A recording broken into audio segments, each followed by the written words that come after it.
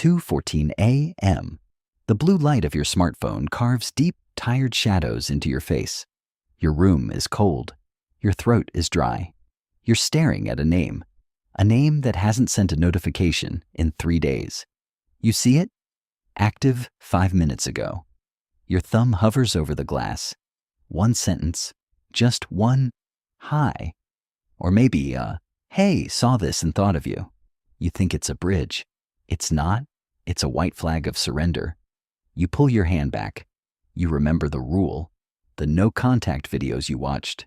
You decide to stay silent. You think you're being a master of mystery. You think you're a stoic warrior. You're wrong. You're not being stoic. You're being a coward in a mask. Because your silence isn't coming from a place of power. It's coming from a place of terror. You're silent because you're afraid that if you speak, you'll lose. You're silent because you're addicted to her validation, and this tactic is your only way to get a fix. She doesn't feel your mystery. She feels your desperation. It's a vibration in the air, a smell, a ghost. I call it the modern desperation. It is the unseen enemy of every modern man. It's the invisible leash that keeps you checking your phone every 120 seconds. It's the reason your silence is failing. But tonight, the roles reverse. Tonight, we aren't going to talk about how to get her back. We're going to talk about why you lost yourself in the first place. And why true Stoicism is not about the messages you don't send, but the man you don't need to be anymore. You think you're in control. That's the lie the modern desperation whispers in your ear while you sit in the dark. You've seen the videos, you've read the forums, you've memorized the no-contact timelines. 30 days, 60 days. The magic number that is supposed to make her realize what she lost. You think silence is a weapon.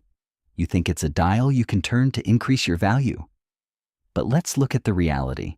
Let's look at the data of your own soul. Every time you successfully ignore a thought of her, you celebrate. But 5 minutes later, you're back, checking her last seen, scrolling through her old photos, analyzing the lyrics of the song she just posted on her story. Is she happy? Is she moving on? Is that a man's hand in the corner of the frame? Your heart rate spikes. Your palms sweat. Your chest tightens. This is not control. This is a hostage situation where you are both the prisoner and the guard. The modern desperation thrives in this gap. It feeds on the energy you spend not texting her. Because here is the stoic truth you're ignoring. If your silence requires effort, it isn't silence. It's a loud, screaming performance. Epictetus, one of the grandmasters of Stoicism, said it best. No man is free who is not master of himself. Ask yourself right now, who is the master of your thumb? Who is the master of your attention? If you are waiting for a reaction, you are not a stoic. You are a gambler. You're putting your peace of mind on a roulette table and praying the ball lands on her name. You've turned a philosophy of inner strength into a cheap manipulation tactic. You're using Marcus Aurelius to try and win a power struggle in a bedroom. And she can feel it. Women have a biological radar for authenticity. They can smell the difference between a man who has truly moved on and a man who is acting like he's moved on. One smells like freedom. The other smells like a trap. Your strategy is failing because it's built on a foundation of sand. You're trying to change her mind, but you haven't even begun to change your own. You think the problem is her absence, but the real problem is much darker, and it's hidden in the way your brain is wired to crave the very thing that's destroying you. Do you want to know why your brain is working against you? Do you want to know the biological trap that makes your silence feel like physical pain? Because until you understand the chemistry of your obsession, you will never be free of the leash. Your brain is lying to you. When you sit there staring at the gray bubbles that never turn into a reply, your body isn't just sad. It is in a state of chemical emergency. Let's look at the data. When you check your phone for the 47th time in 2 hours, your brain releases a microdose of cortisol, the stress hormone. Your heart rate isn't at a resting 60 anymore. It's at 85, 90. Your blood pressure is climbing. You are in fight or flight mode. But there is no tiger to fight, and there is nowhere to run. So, you sit and you vibrate. This is the biological signature of the modern desperation. It has hijacked your dopamine receptors. Think about it. Every time she texted you in the past, your brain got a hit, a surge of pleasure. Now the supply is cut off. You are not a man in love. You are an addict in withdrawal. And here is the 1% truth that no one tells you. Silence is a frequency. If you are silent, but your mind is screaming, you are broadcasting anxiety. It's like a radio station. You think you've turned the volume down, but the static is so loud it's shaking the walls. Psychologists call it intermittent reinforcement. It's the same mechanism that keeps people pulling the lever on a slot machine until they are bankrupt. You are bankrupting your dignity for a chance at a notification. Stoicism teaches us that we suffer more in imagination than in reality. But in the modern world, your imagination is fueled by a 5-inch screen. 21 seconds. That is the average time it takes for a man to lose his resolve and check his phone after promising himself he wouldn't. 21 seconds of freedom before the leash jerks you back. This is why your silence feels like a trap. Because it is. It's a cage built by your own biology. The modern desperation wants you to believe that the solution is her, that if she just sends one, hey, your heart rate will drop and the world will be right again. It won't, because the moment you get that text, the timer starts again.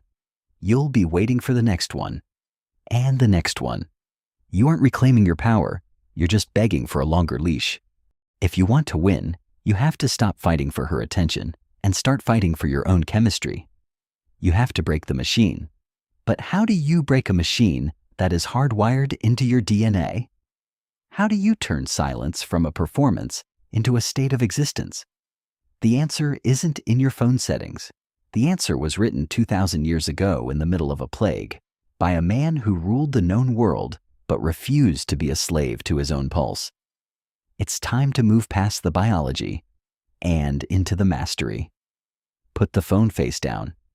Now look at your hands. They are shaking, aren't they? That's not love. That's the ghost of the boy you used to be, begging for a pat on the head. Marcus Aurelius didn't write his meditations in a spa. He wrote them in a tent, surrounded by the stench of mud, blood, and the literal plague. He had every reason to be desperate. He had every reason to panic. But he wrote this: "You have power over your mind, not outside events. Realize this, and you will find strength." The modern desperation wants you to ignore this line. It wants you to believe that your mind is inside her inbox. It wants you to believe that your strength depends on a blue check mark. It's time to draw the line of sovereignty. Imagine a circle on the ground around your feet.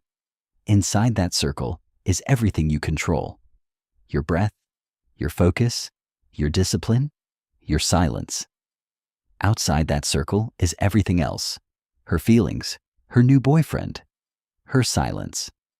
When you text her just to see how she is, you are stepping out of your circle. You are a trespasser in a land where you have no power.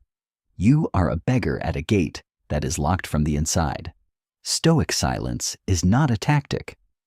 Silence is not a trick to make her miss you. Silence is not a pause before you surrender. Silence is not a weapon to hurt her. Silence is the sound of you coming back to your own circle. Think about the word indifference. In modern dating, we think indifference is acting cool. In Stoicism, indifference is the highest form of freedom. It means your internal state is no longer a satellite orbiting her planet. You are your own sun. When the phone vibrates now, you don't jump. Why? Because a vibration in a piece of plastic cannot move a mountain. And you, through Stoic practice, are becoming the mountain. The modern desperation hates the mountain. It can't move it. It can't bribe it with a like. It can't hurt it with a ghost. But let's be honest. Being a mountain is hard when you're lonely on a Tuesday night. It's hard when you see her post a photo with someone else. This is where most men fail. They have the theory, but they lack the execution. They know the philosophy, but they don't know the rules of engagement for the digital age. Because being silent in 160 AD was easy. There were no Instagram stories. Being silent in 2026? That is the ultimate test of a man's soul. You need to know how to execute this silence in the real world. You need the modern rules that protect your circle from the digital ghosts that are trying to lure you out. Do you know the 3 specific things you must do the moment you feel the urge to break? Do you know why blocking is often a sign of weakness, not strength? It's time to move from the temple to the battlefield. It's time for the execution. Open your phone. Right now. Go to her profile. You see that big red block button? Your finger is itching to press it. You think blocking her is an act of strength. You think it shows her you don't care. It doesn't. Blocking is a scream. It's a loud emotional declaration that you are so triggered, so weak, and so unable to control your own thumb that you need a software update to protect you. It tells her, you still own me, so I have to hide from you.